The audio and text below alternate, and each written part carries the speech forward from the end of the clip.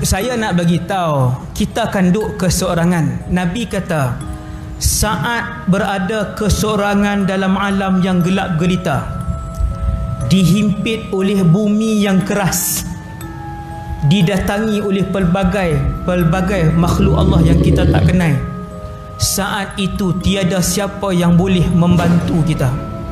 Dan saat itu ialah saat yang pasti kita akan lalu. Bila kita dah masuk dalam, orang pun pi. Bila orang pun pi, kata Rasulullah, waktu itulah akan datangnya dua malaikat yang disebutkan oleh Rasulullah, iaitulah malaikat Munkar dan Nakir. Nabi kata malaikat Munkar dan Nakir pun mai.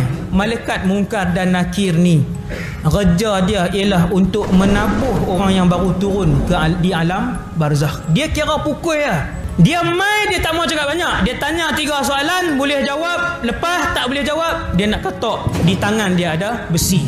Kata Rasulullah, malaikat ini sangatlah besar. Matanya seperti bintang, kebiru-biruan. Kedua-dua badan mereka gelap. Ketika mereka bertutur, akan mengeluarkan api dari mulut mereka. Di tangan mereka ada mitraqun min hadid, penukul daripada besi. Seandainya penukul itu dihempapkan ke atas sebuah gunung yang kuat, nescaya berkecai gunung itu. Turun dua malaikat ni, dia tak ada nak baik-baik dengan siapa. Dia turun, dia nak main. Tiba-tiba ada satu surah datang daripada arah kepala orang itu, menghalang malaikat itu. Dia kata jangan.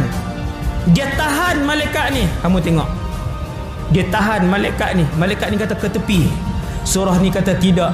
Allah memberikan aku kelebihan untuk aku melindungi orang yang membacaku ketika dunia dulu. Malaikat pi ke kaki, surah tu pi ke kaki.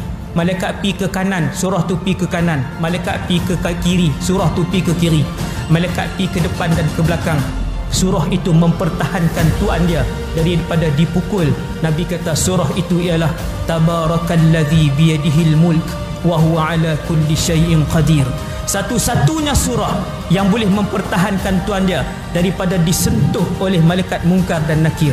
Baca anak-anak pelajar sekalian. Baca.